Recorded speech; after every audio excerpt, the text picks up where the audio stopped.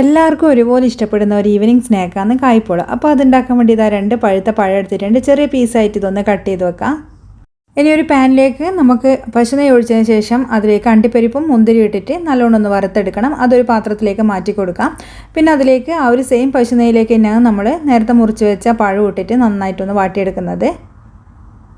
2 table spoon പഞ്ചസാരയും കൂടിയും ചേർത്തിട്ട് നല്ലോണം ഇതൊന്ന് വഴറ്റിയെടുക്കാം. എന്നിട്ട് സെയിം പാത്രത്തിലേക്ക് തന്നെ ഇട്ട് കൊടുക്കാം.